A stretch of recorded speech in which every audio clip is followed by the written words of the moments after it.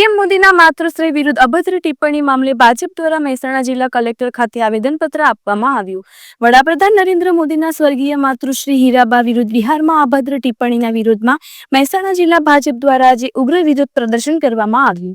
આ ઘટનાને લઈને જિલ્લા ભાજપ પ્રમુખ ગિરીશભાઈ રાજગોરની આગેવાની હેઠળ ધરણા યોજાયા બાદ જિલ્લા કલેક્ટરને આવેદનપત્ર આપવામાં આવ્યું, જેમાં ભાજપના અનેક આગેવાનો, મહેસાણા જિલ્લા ભાજપના કાર્યકરો મોટી સંખ્યામાં એકઠા થઈને બિહારના ચૂંટણી સભાઓમાં ઇન્ડી ગઠબંધન દ્વારા વડાપ્રધાનના માતૃશ્રી વિરુદ્ધ કરવામાં આવેલી અભદ્ર ટિપ્પણીનો વિરોધ નોંધાવ્યો।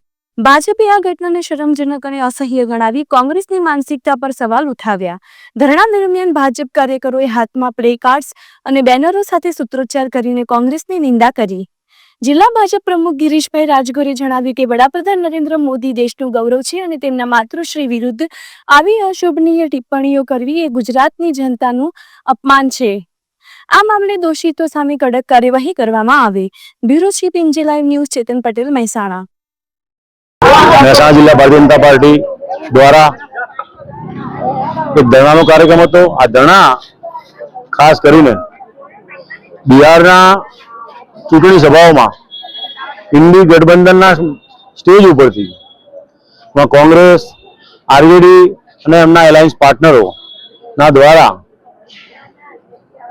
આપણા દેશના લોકપ્રિય પ્રધાનમંત્રી શ્રીમાન નરેન્દ્રભાઈ મોદી સાહેબની માતાજી માટે અભદ્ર શબ્દો વાપર્યા અને નારી શક્તિનું, ગૌરવનું હનન કરતા શબ્દનો પ્રયોગ કર્યો છે।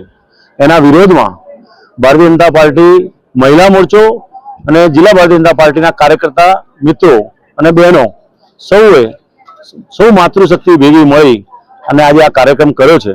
આ કાર્યક્રમમાં મહિલા મોરચાની લાગણી હતી એ કલેક્ટરશ્રી દ્વારા પહોંચાડી છે।